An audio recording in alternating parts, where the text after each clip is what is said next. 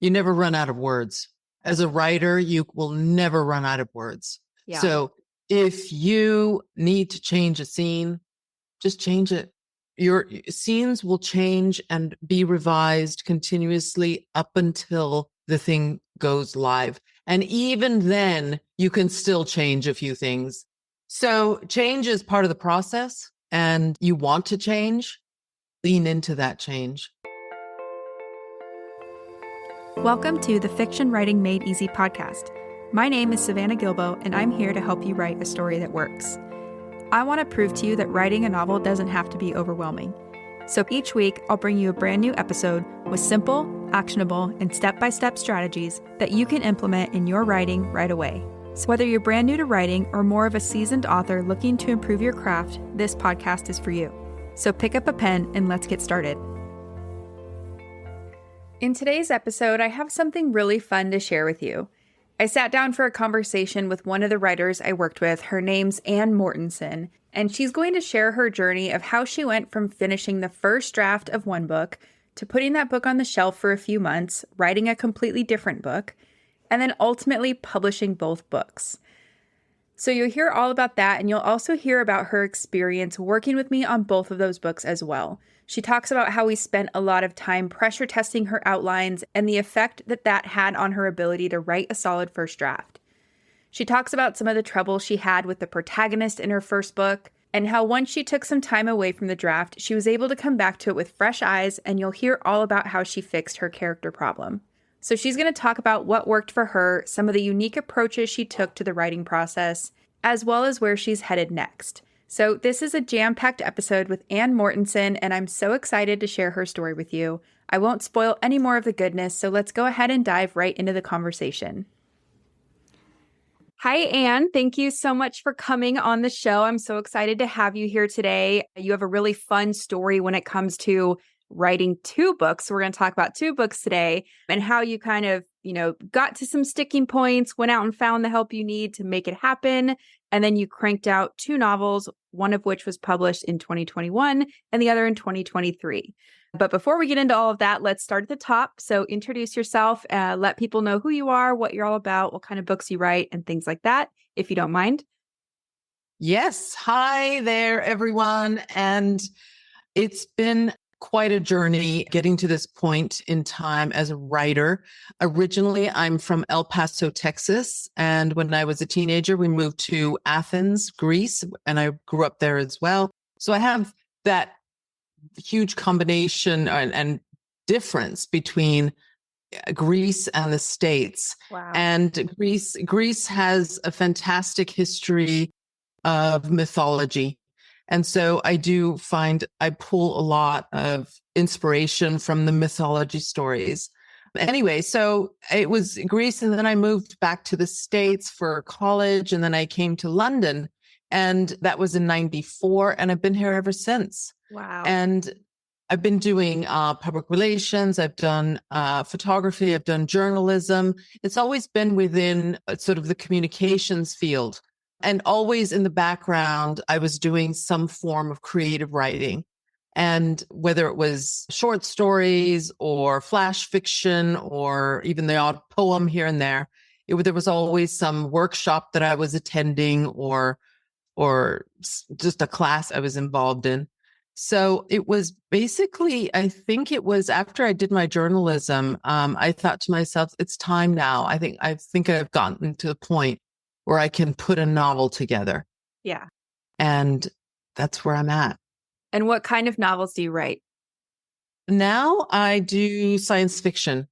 Yeah. Science fiction, dystopian. Yeah, they're kind of thriller-esque, right? Yes, Okay. They are. There's a very strong element of thriller, action, and mystery involved in the stories. Yeah. It's kind of the type of story I would love to see on film one day. I can definitely, fingers crossed, we'll see. Yeah. If there's any producers out there, you know how to get a hold of Anne.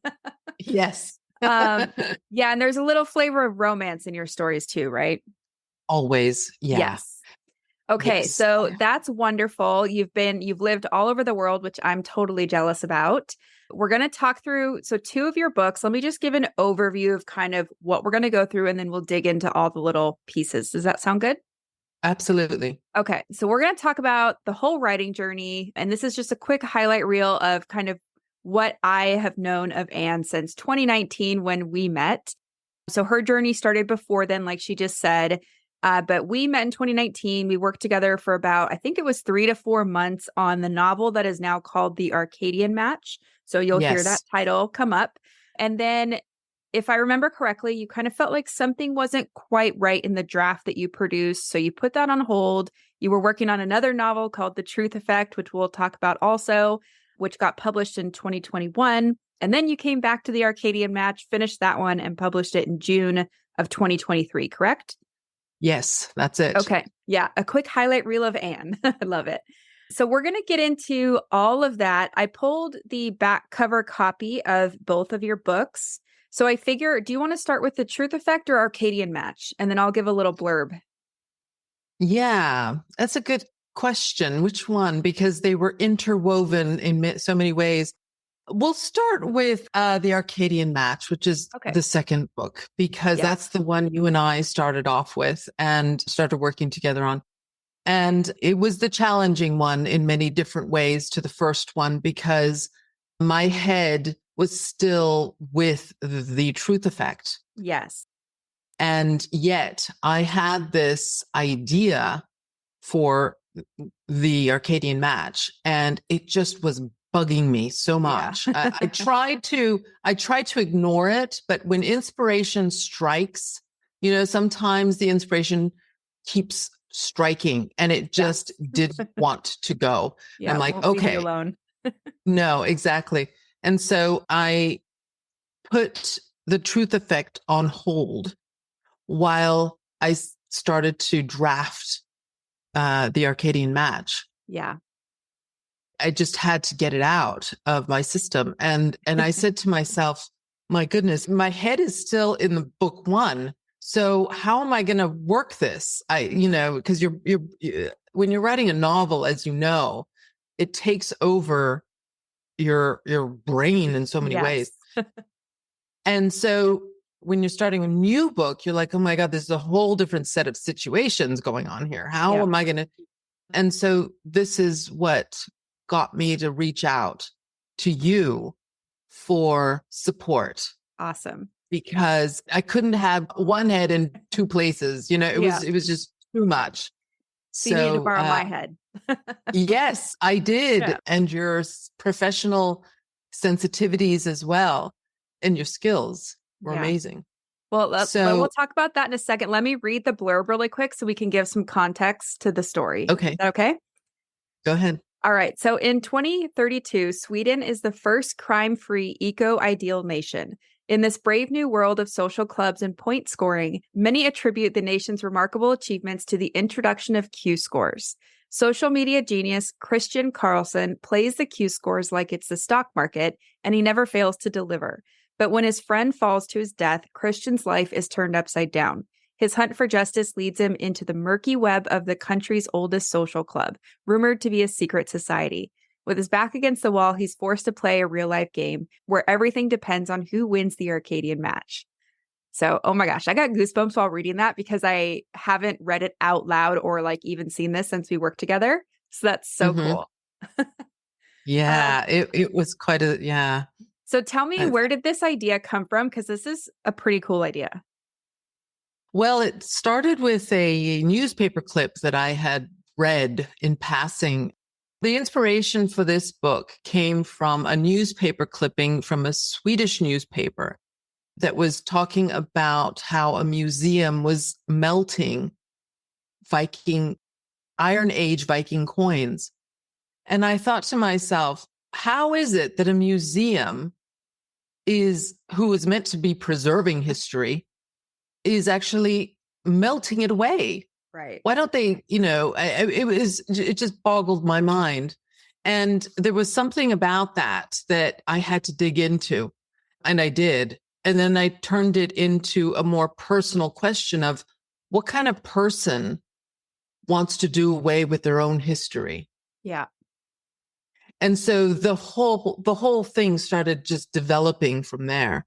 Yeah. And I thought, wow, let's dig into this. I like this. Yeah. And then it wouldn't leave you alone. Yes, it wouldn't leave me alone. So I started with that kernel of an idea, and then I reached out to you, and that's when we started fleshing out the outline. Yeah. And I remember you had so many ideas, and it was kind of like we were just channeling them and trying to contain them in some kind of structure. Yes. And I think if I remember correctly, I went back and looked at some of our notes last night. We had some trouble with your main character. Do you want to talk about that a little bit? Oh, yes. Okay. So Yes. tell listeners what his name is and kind of what he's all about.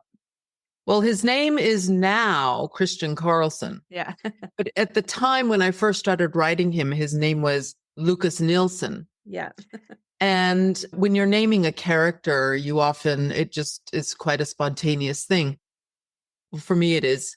And so, I was Lucas this, Lucas that, but Lucas was I couldn't seem to grab hold of the essence of what Lucas really wanted to achieve in this story. Yeah.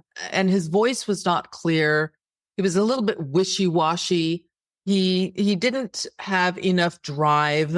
Although, no, scratch that. He did have drive. He just didn't know his purpose. Right. And I know that's all me in the end. So it feels very much like the character as opposed to you as the writer.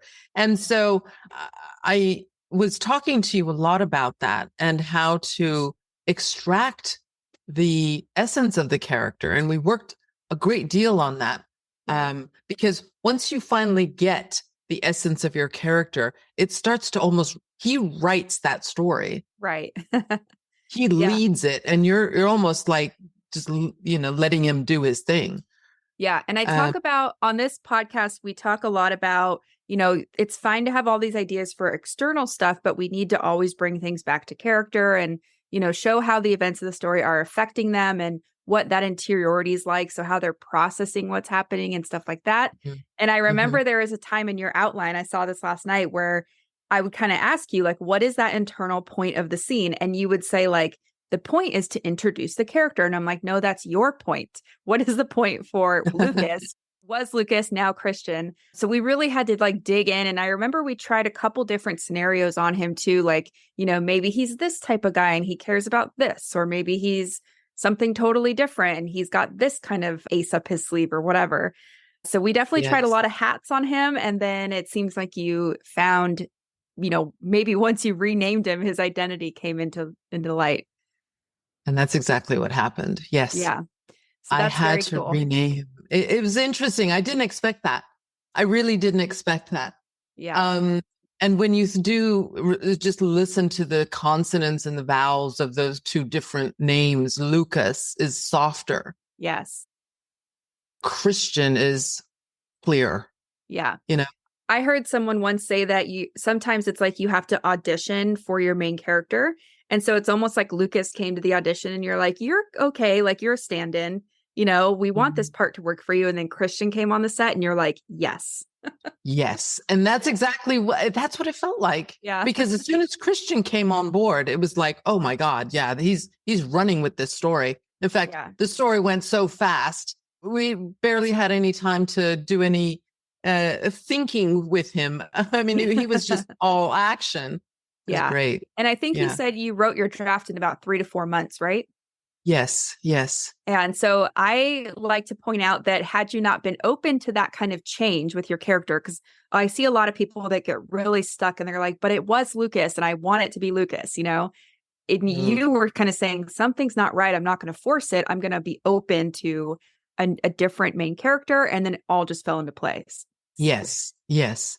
Yes. And in that regard, always keep moving forward anyway, even though that you might not have the full character sketch or the feeling of the character from page 1.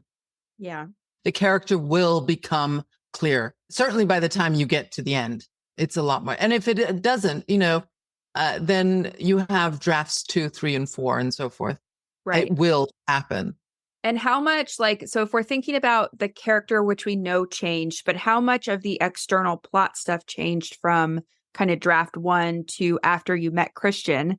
How much of that changed? Because Christian was a lot more focused and driven, his narrative drive became clearer to me as well. Yeah. And so the opening is different.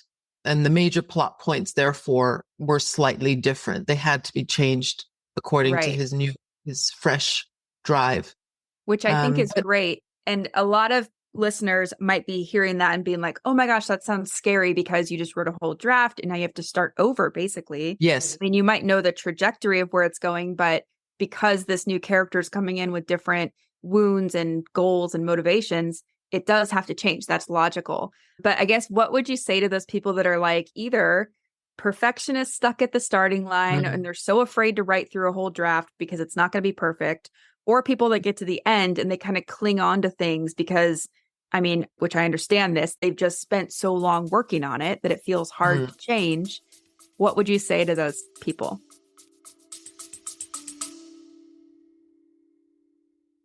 Have you been dreaming of writing a novel, but you don't know where to start? Or maybe you've tried writing, but you keep getting stuck halfway through a draft? If so, I have a free training you're going to love. It's called 3 Things You Need to Write Your Novel in 2025, and in this free 60-minute training, I'll share the exact same process my clients and students have used to go from idea to completed manuscript in just months, not years. You'll also learn why most writers never finish their drafts, and spoiler alert, it's not a lack of talent or good ideas, as well as how to overcome feelings of perfectionism, self-doubt, and overwhelm that stops many new writers in their tracks. You can register for this free training at savannahgilbo.com/masterclass. So one more time, that's savannahgilbo.com/masterclass to register for the free training. I hope to see you there. you never run out of words. Yeah.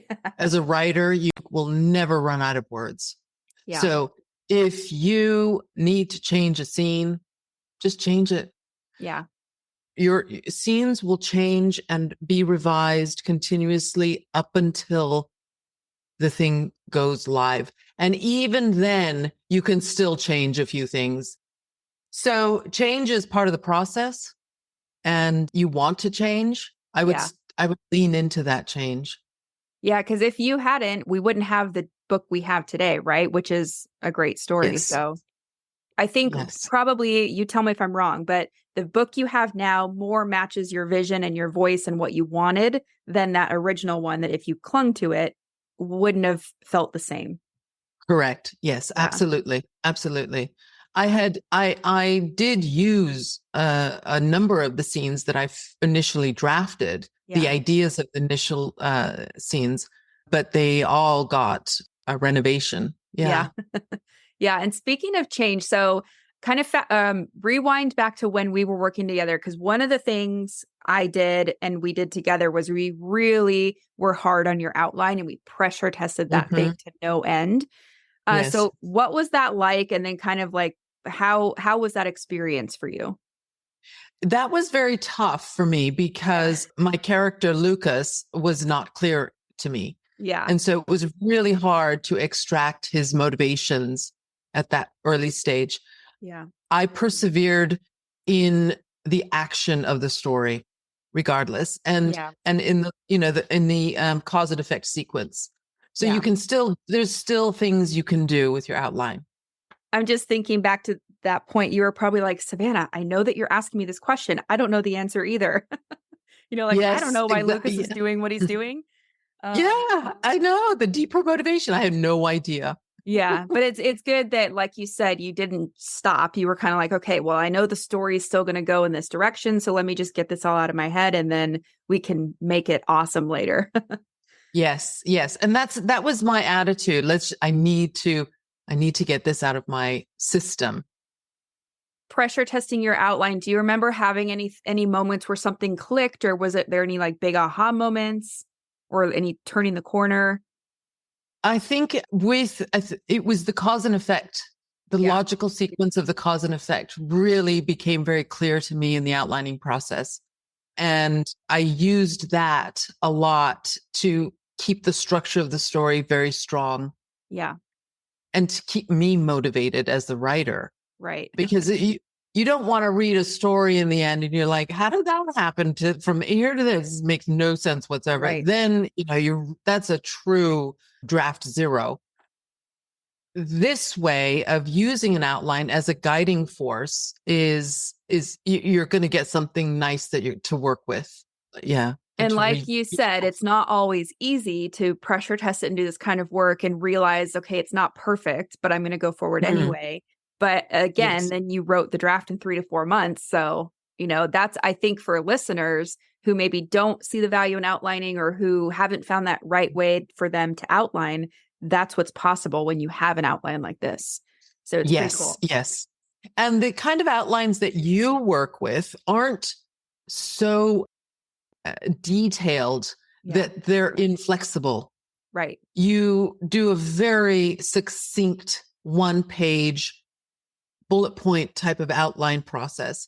And it's so that you as the writer knows where you're going. And there's a sense of security within that. And then with that sense of security, the creativity flows a little bit easier. Right. And it was, like you said, had we kind of not gone through that process and realized together that Lucas wasn't quite either formed or the right fit for this role, imagine writing 100,000 words and having to realize that. And then you're like, I quit writing, Yeah. That would be hard. Or worse, you're forcing Lucas to be something he's not. And the readers are going to pick it up. Yeah, we forced him for a while. Yeah, we had to just to get the story down. Yeah. But it's being open and flexible to saying, okay, maybe, he was the stand-in, as you said. Yeah. The new character will come on board. And thankfully he did. Yeah. And so then when you finished that one, kind of like what we're saying, you had issues with Lucas. There was something wrong. We didn't quite know what the deal was yet. So you put that down and then you went back to work on the truth effect, which I have a synopsis. I'll read it really quick and then we can talk about that. Okay. So this one says, in the year 2030, the United Kingdom faces an extraordinary time where the truth itself becomes a weapon in the hands of the powerful British government. The truth laws have transformed the once free internet into a controlled space, making information a dangerous tool. Meet Kelly Blackwell, a journalist entangled in this web of government-defined truth, in quotations. False accusations have tarnished her career, leaving her reputation hanging by a thread. Just when everything seems hopeless, she discovers classified information that could clear her name and dismantle the oppressive system. Fueled by unwavering determination, Kelly sets out on a daring quest to find the person behind the false accusations against her. With the help of skilled hackers, digital rebels, and her only true friend, Kelly pursues a heart-pounding mission to reveal the hidden truth buried under government control. So another great synopsis. I love that, or back cover copy. And so what was it like, I guess, going back to that one after working on the Arcadian Match and kind of hitting a roadblock? Yeah, I felt that the work that I did on the Arcadian Match supported the work on the truth effect in terms of, I refreshed my outline. I refreshed each scene. It really did support the process a lot more than I expected it would. I thought I would also be somewhat drained and I wasn't. Yeah, not I could you. finish it. Yeah. I can't imagine you being drained. I feel like it fuels you every time you finish one. You're like, I got to get another one in. And so I like what you said, that use some of the tools that you learned while writing the Arcadian Match to apply to the truth effect, which probably made that process easier in a way. Yes, it but did. People always ask me, like, do writers have an easier time with book 2? And I always say, kind of, like, in that sense, right? You have tools, you have ways to troubleshoot your own draft. But you tell me the answer to that question for yourself. Was it easier in general or harder or a mix of both? It was easier in terms of the craft itself. Yeah. But I would say that each project has its own individual challenges. Yes. So in book 1 will always be the most challenging because you have about 10 balls in the air. Right. And you have, and when I say the balls, I mean in terms of your crafts that you're applying to your project. And you have to remember all these techniques and you're putting them into action. After that, each book with the Arcadian Match, I encountered the character issues, which I hadn't expected, because with the Truth Effect, Kelly, who's the main character of the Truth Effect, was so clear to me. It was like, man, I was dreaming her. Yeah. The Arcadian Match is like, who the hell is Lucas? I mean, come on, guy. It was really, who are you? So so each project will have its challenges. Yeah. Yeah. And I always like to say, I don't know who originally said this, but I heard it somewhere and I've just kind of glommed onto it. But when you reach a new level, you're going to find a new devil. And so, you know, with any new book you write, there's going to be something, whether it's a character, a plot event, like whatever it is. Maybe your outline's not working where you didn't have that issue before. And I always like to tell people, like, don't make it mean more than it does. It doesn't mean that you're not going to be a writer. It just means that you've hit a new level and now you have new challenges. Yes. And that is the danger when you're working alone on your book. You can quite easily start thinking, oh my gosh, I can't do this. And because we don't have the colleagues next to us to talk about these things with. So a number of writers go through different challenges. And this is where having someone like Savannah coaching you will really help give a broader perspective. So I think a lot of writers too, they think that, you know, books are made in a silo. And if you're not creating something that works, then you're the problem. But if we think about, you know, all the stuff we do, like if we were to go out and, I don't know, let's say learn how to golf tomorrow, and we tried to do it on our own, how would we know if we were getting better, or how would we know which techniques to fix? You know, and then it's like, imagine working with a golf coach because you want to become a better golfer, or golfing with a friend who you guys can kind of look at each other's form or whatever it is and give each other tips. Like there's so much, I don't know, greatness that comes from having another person involved, even if it's just a writing buddy who can kind of keep you accountable and, you know, be there for you when you get bummed, because that's going to happen. But if you're in your silo, you don't know what to expect. And you don't know, like I always tell people, at the end of each act in your story, you're probably going to hate your story and you're going to be like, what am I even doing? I see that happen all the time. But if you don't have someone sharing that, how are you going to know that that's normal?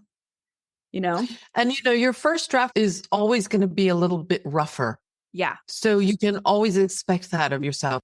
You're getting that story down. That's what the point is of that draft. And so definitely not the time to beat yourself up either. Yeah. As writers, we have to work alone because that's the nature of our work. But you don't have to be alone in the process. And I always remember somebody, you know, it's a very common saying, no one is an island, and writers are not an island either. Right. Yeah, we need to talk to each other. Yeah. And let me ask you, so before we worked together, had you ever had any kind of feedback or worked in any writing groups or anything like that? I had worked in writing groups and workshops. They're really good for different purposes. Yeah. Having gone through many different types of, you know, working with different writers and coaches and so forth, the coaching experience is probably the best. Yeah. And is that just because it's like tailored to your story and your set of tools? Yes. Okay. On my end of it, when I, like, this is different for every coach, but when I come to it, I'm kind of like, all right, I'm going to meet, let's say, Anne, where she's at, and I'm going to help her execute the vision. And I want to say that because I was going to ask you next, a lot of writers worry about working with somebody because they're like, I don't want them to change my voice. I don't want them to take over my story. And what would you say to that fear? Oh, it's unfounded entirely. An editor will not want to change your voice, and a coach won't either. And the reason for that is because, well, it's too much work for them, frankly. It really is. And you're an individual with your own style and your own voice. And that's the beauty of being a writer. You have that, and nobody will ever be able to take that away from you. So, and the coach knows this, and a good coach will cultivate that voice and even point it out to you, because many times writers don't even know their own voices. Right. Yeah. They're discovering that as well as everything else. And I'll Yeah. vouch for what you just said. Like it would be a lot of work for me to just come in and take over your story. I have my own things I want to write, so I'm not going to come in and take over yours, right? Exactly. Um, Exactly. and also like, you tell me if this is accurate from your experience, but part of how I do things is I like to ask you questions. So I'm like, okay, if this is what you want, or if this is true, what would this mean for the character? What would this mean for the next scene? Or, why did he act this way? So it's more like, instead of me saying this has to happen at this scene, it's like, if you want to do this, then we have to kind of do this to get it in order. Is that what you remember from the experience? Yes. Okay. Yes. Well, I was going to say, and so it's not like you're being dictated to, it's more like, let me help you accomplish the vision, and here's how we're going to do it. Yes. Sometimes writers need to hear that because it can totally feel scary to get feedback. And what was your relationship with feedback like kind of before we worked together and you were in those groups? Was it always easy to receive it? No. Okay. Receiving it for me, yes, because I was thirsty for feedback. Yeah. I wanted to improve my craft, but it's almost like the blind leading the blind in some of the workshops. Yeah. There are a lot of your peers who are also learning at the same time. So as a reader, they can sort of figure out that something's not right, but they can't tell you exactly what needs to be fixed and how. Right. And this is where more of a skilled coach helps enormously. And instead of going home, with a workshop, you go home, you're like, okay, somebody said it wasn't clear. Oh, I don't know what that means. So you start researching all this stuff to try to understand what they meant. And a whole week can go by. You're just trying to fix one page, so coach, it just cuts all that time in half. Yeah. Well, actually, it cuts it down entirely. Yeah. Well, and I see that happen a lot where people will come to me with pages of feedback from let's say beta readers or a writing group or whatever. And it just says chapter 17 didn't work. It wasn't clear what was happening. And then I'll read it and I'm like, okay, well, what wasn't clear? Is it the character? Yes. Is it everything? Is there something in particular you didn't like? And then, like you said, it's how do you translate that into taking an action on it? Because first of all, not everyone's going to like everything anyway. So you have to kind of weigh, is this valid feedback or not that I want to take action on? Yes. And then how do I translate that into an action step? And that can be really hard because you're in the creative mind, not the logical workshop mind, Exactly. Yeah. So and it's very hard to have those two hats on at the same time. It really is. So having that second person who's the objective feedback person is like, wow, it just allows the creativity to flow that much easier. Yeah, it takes some of the stress away. Yes, it does. What would you say to people who, let's say they just are so afraid of getting feedback from anybody, and they know they should do it because of all the reasons the internet says, but they don't want to because they're afraid? What would you say to those people? If they're afraid because they are worried that somebody is going to take or steal ideas, that's always one of those things that you worry about. That is a fear that you could try to ignore because the original idea will often develop anyway. Yeah. And the way that you develop the story will be unique to you. If somebody is dishonest enough to do that, to take an idea and develop it for themselves, it'll be something else. And in fact, you might have inspired them. So you could look at it that way. But for other things like the criticism, that it hits hard sometimes. This is something that hearing a lot of feedback will help overcome. So I'd say throw yourself into even more feedback. Yeah, definitely. It's like the first time with anything, even if you decide to go to the gym, all of a sudden it's going to be the hardest the first time.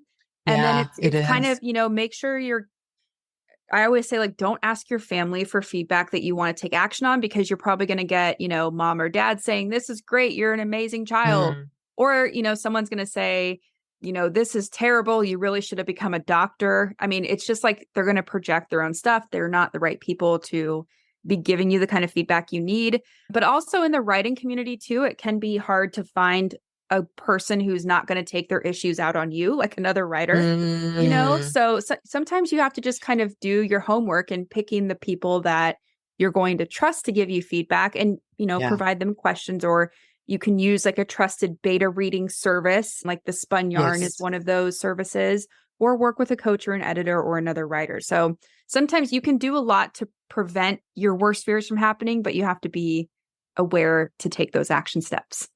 Yes, I think the word that you use is trusted. I would vet for sure people, but also bear in mind, sometimes even if you've worked with an editor before, they could also be going, maybe you're on your book 2 or book 3 and you're working with them again. Maybe they're going, and maybe if their delivery style isn't what you remembered it was back in book 1, just think maybe they're having a bad day, but don't work with them.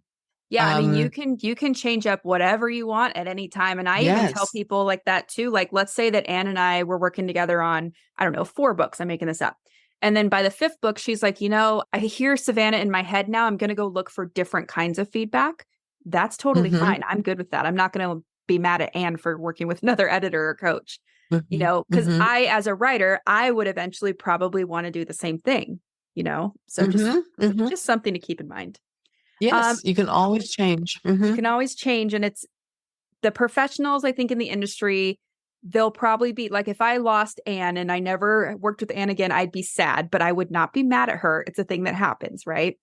So let's go back to the Truth Effect. How long did that draft take to get like a first draft done? Oh, well, that was a much longer process. That took me in total 4 years, I think. The first draft probably took me a year. And that part of that was because I was slightly working at the time still. Yeah. So it just did. And I was applying a lot of my knowledge of technique as well to it. So it just took a while. Yeah. Yeah. But it was probably one of the most rewarding experiences at the same time. Yeah. And so if we kind of compare that, so that was the Truth Effect. If we compare the total timeline approximately for the Arcadian Match, what was the total for the Arcadian Match? I know we said first draft was 3 to 4 months. Yes, but there was that gap of time because I went back to the Truth Effect to finish that one. And then, so in total, I think the Arcadian Match took a year and a half. Yeah. And it's so interesting too, because you said the Truth Effect, your character was more clear. So in a way, like that part was easier. But then, like you said, you were working, a day job and all that. So it's I don't know. It's always just fascinating to me looking at different timelines and, neither one of them is bad. They're both great. They're both out in the world. I mean, neither timeline is bad. Both the books are excellent, but the result is great. They're both out.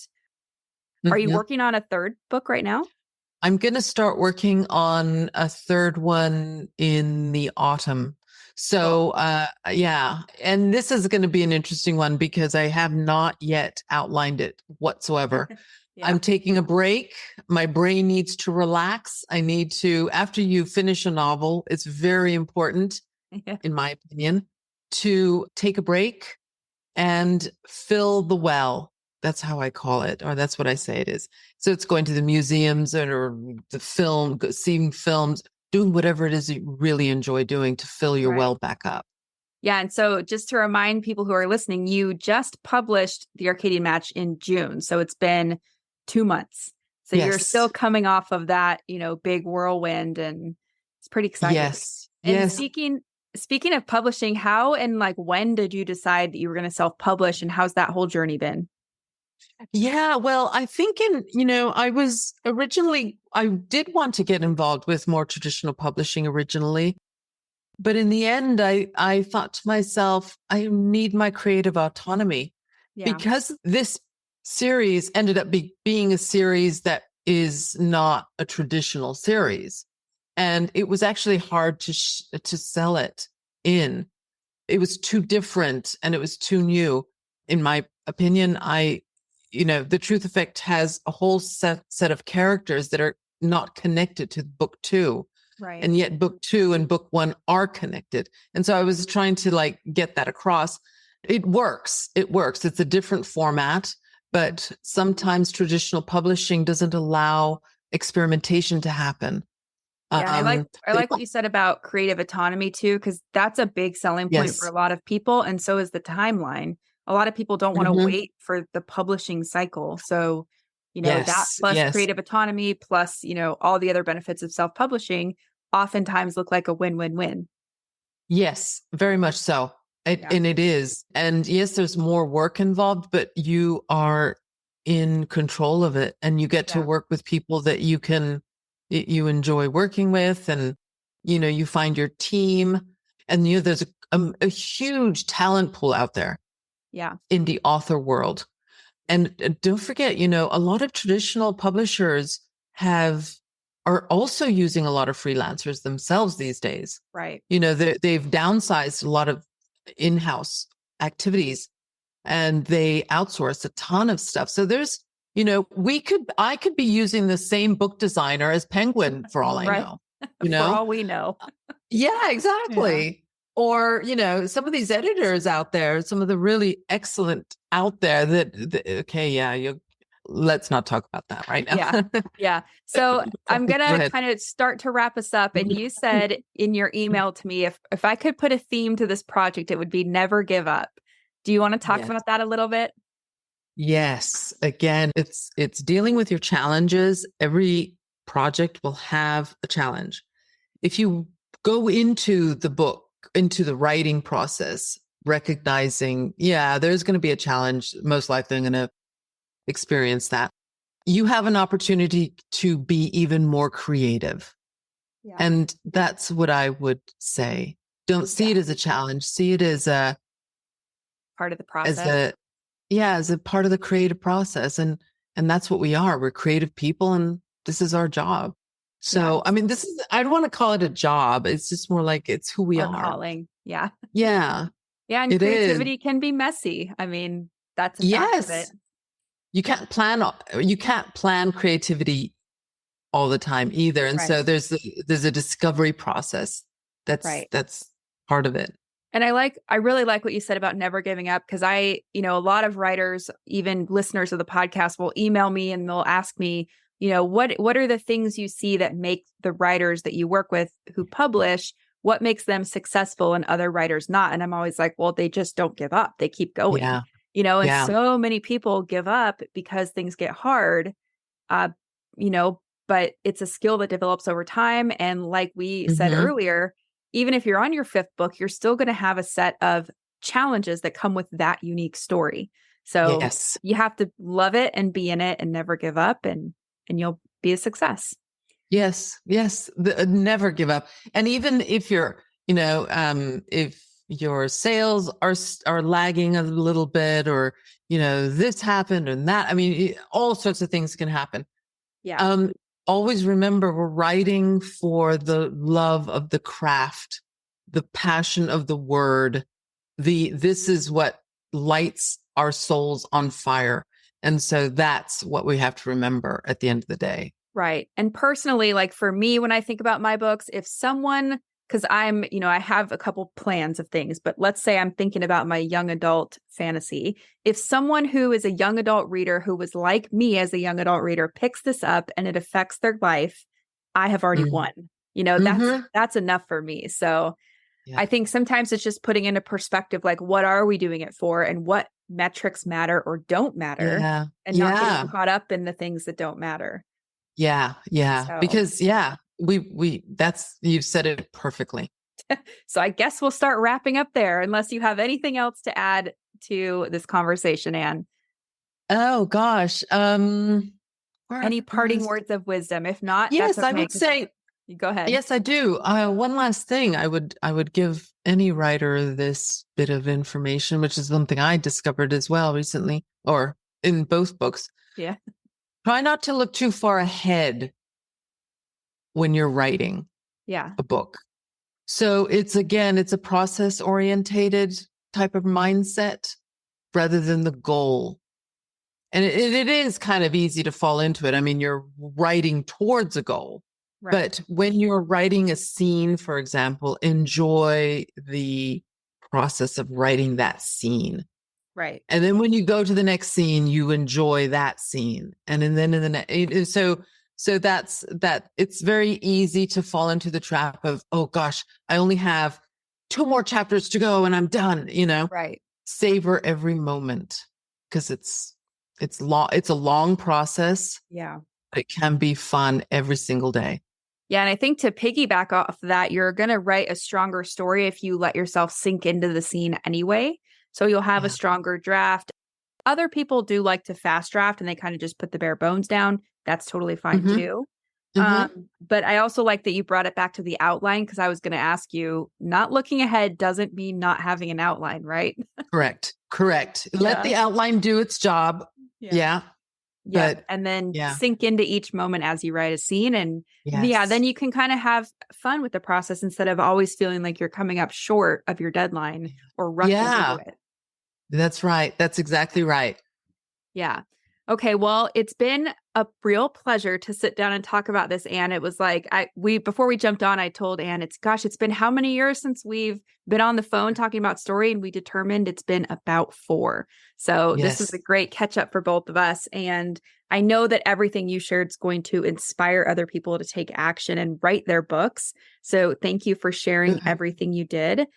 And where You're can welcome. people follow along on your journey or learn more about you other than the links I'll post to your books on Amazon?